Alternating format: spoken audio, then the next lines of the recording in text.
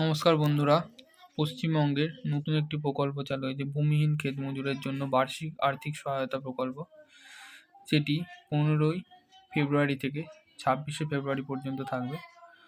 এই form fill আপটা আপনাকে করে আপনাদের ভিডিওতে জমা দিতে হবে। প্রথমে ফর্ম ফিল আপের প্রথমেই আছে আবেদনকারীর নাম। আবেদনকারীর নামটা এখানে বসাতে হবে। আবেদনকারীর নামটা এখানে ফিল করবেন। তারপর আবেদনকারী ভিলেজ নেম বা গ্রামের নাম এখানে দিতে হবে। গ্রাম পঞ্চায়েতের নাম দিতে হবে, কোন গ্রাম পঞ্চায়েতের অন্তর্গত। পোস্ট অফিসের নাম দিতে হবে। তারপরে ব্লকের নাম দিতে হবে। পুলিশ স্টেশনের নাম দিতে হবে এখানে। থানা, ডিস্ট্রিক্ট মানে জেলার নামটা দিতে হবে নিচেতে। তারপরে আছে পিনকোড, আপনাদের পিনকোডটা দিয়ে দেবেন এই ঘরটাতে। Date of birth, date, month, year এখানে বসাতে হবে।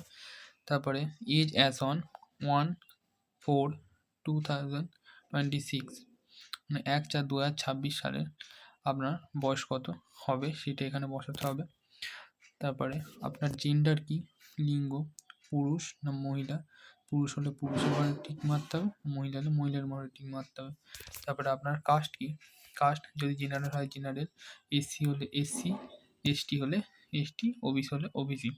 তারপরে mobile number link with bank account, যেই মোবাইল নাম্বারটা আপনার ব্যাংকের সাথে লিঙ্ক আছে সেই মোবাইল নাম্বারটা এখানে বসাতে হবে। আধার কার্ড নম্বরটা এখানে বসাতে হবে। তারপরে ভোটার কার্ড নম্বরটা নিচের ঘরে বসাতে হবে। ব্যাঙ্ক ডিটেলস, ব্যাংকের তথ্য, name as per bank account অনুযায়ী আপনার নামটা এইখানটা করে লিখতে হবে।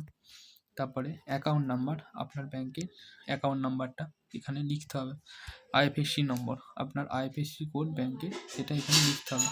ব্যাংক নেম, কোন ব্যাংকের বই সেটা এই ঘরে লিখতে হবে। ব্রাঞ্চ নেম, কোন শাখার অন্তর্গত ব্যাংকটা সেই ব্যাংকের শাখাটার নাম এখানে লিখতে হবে। অ্যাকাউন্ট টাইপ, যদি সেভিংস হয় সেভিংস, কারেন্ট হলে কারেন্ট, সেভিংস হলে সেভিংসের ঘরে টিক মারবেন, কারেন্ট হলে কারেন্টের ঘরে টিক মারবেন। অ্যাটাচ ব্যাংক ডকুমেন্টস দিতে হবে কি আপনার পাসবুক ফটো সহ পাসবুকের জেরক্স দিতে হবে। নমিনি ডিটেলস, নমনীত ব্যক্তির তথ্য, নেম অফ নমনীত সেটা এখানে দিতে হবে। রিলেশনশিপ উইথ অ্যাপ্লিকেন্ট এখানে দিতে হবে, নমিনির সঙ্গে অ্যাপ্লিকেন্টের কী সম্পর্ক সেটা এখানে বসাতে হবে।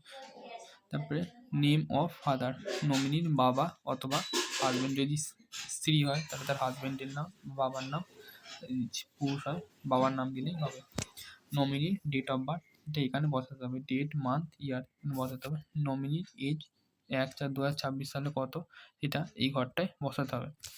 নমিনির guardian name, name of guardian, নমিনির অভিভাবকের নাম এখানে লিখতে হবে।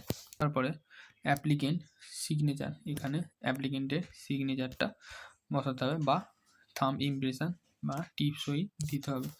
তারিখ এখানে বসাতে হবে যেই ডেটে আপনি জমা দেবেন। তারপরে অ্যাকনোলেজমেন্ট রিসিভ, প্রাপ্তি স্বীকার, এটা পুরোপুরি যারা রিসিভ করবে তারা এটা ফিল করবে। এখানে রিসিভার সিগনেচার, যারা রিসিভ করবে তারা সিগনেচার করে দেবে। তারপরে আছে সেলফ ডিক্লারেশন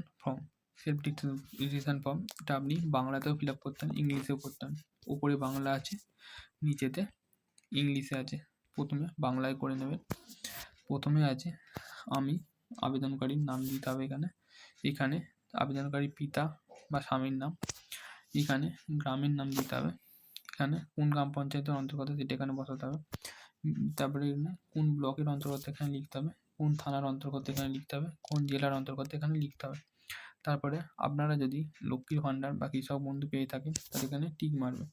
এইটা যারা লক্ষ্মীর ভাণ্ডার কৃষক বন্ধু পায় না তাদের জন্য এখানে কোনো কিছু করার দরকার নেই। তারপরে এখানে আবেদনকারী স্বাক্ষর দিতে হবে, আবেদনকারী মোবাইল নাম্বার দিতে হবে, কোন স্থান কোন জায়গা থেকে আপনি ফিল আপ করছেন, তারিখটা যেদিন জমা দেবেন সেদিনের তারিখ দিতে হবে। একইভাবে ইংলিশে আছে, ইংলিশেও ফিল আপ করে দিতে পারেন। ইংলিশে ফিল আপ করতে হবে এখানে আবেদনকারীর নাম, এখানে বাবার নাম, এখানে রেসিডেন্স অফ ভিলেজের নাম দিতে হবে, কোন গ্রাম পঞ্চায়েতের অন্তর্গত সেটা এখানে দিতে হবে, কোন ব্লকের অন্তর্গত সেখানে বসাতে হবে, কোন পুলিশ স্টেশনের অন্তর্গত এখানে বসাতে হবে, কোন ডিস্ট্রিক্টের অন্তর্গত সেটা এখানে বসাতে হবে। তারপরে নিচে এই জায়গাটা কিছু করার দরকার নেই, এখানে অ্যাপ্লিকেন্ট সিগনেচার, আবেদনকারী স্বাক্ষর করে দেবেন, মোবাইল নাম্বার দিয়ে দেবেন, বিল দিয়ে দেবেন, ডেট দিয়ে দেবেন। তারপর নিচে আবার একটা আছে আধার ডিক্লারেশন, আধারেরটা এখানে যেমন আগেরটার মতো করলেন। আমি আবেদনকারীর নাম, এখানে বাবার নাম, এখানে গ্রামের নাম, এখানে কোন গ্রাম পঞ্চায়েতের অন্তর্গত এখানে বসাতে হবে, কোন ব্লকের অন্তর্গত সেটা বসাতে হবে, কোন জেলার অন্তর্গত বসাতে হবে। আপনার আধার নাম্বারটা এখানে বসাতে হবে, আধারের সঙ্গে যুক্ত যে মোবাইল নাম্বারটা আছে সেই মোবাইল নাম্বারটা এখানে বসাতে হবে, ভোটার কার্ড নাম্বারটা এখানে বসাতে হবে, স্থান বসাতে হবে, তারিখ বসাতে হবে যেদিন জমা দেবেন, আবেদনকারী স্বাক্ষর বসাতে হবে। নিচে ইংলিশেও ফিল আপ করতে হবে। আপনার নাম, এখানে বাবার নাম, এখানে ভিলেজটা দিয়ে দেবেন, এখানে কোন গ্রাম পঞ্চায়েতের অন্তর্গত সেটা দেবেন, কোন ব্লকের অন্তর্গত এখানে, ডিস্ট্রিক্টের অন্তর্গত সেটা এখানে দেবেন। এখানে আধার নাম্বার দেবেন, মোবাইল নাম্বারটা এখানে দেবেন, এপিক নাম্বার মানে ভোটার নাম্বারটা এখানে দেবেন, প্লেস, ডেট, সিগনেচার।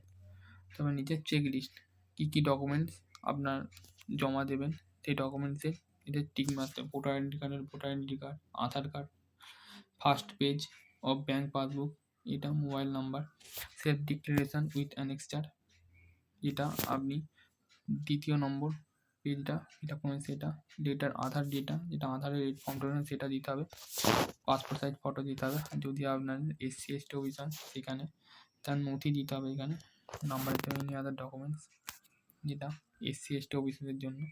আর এইটা রিসিভিং অফিসার এটা ফিল আপ করে, এটা আপনাদের করার দরকার নেই, ক্যাম্পের অবস্থান সেটা ওরাই লিখে দেবে, এখানে কিছু করার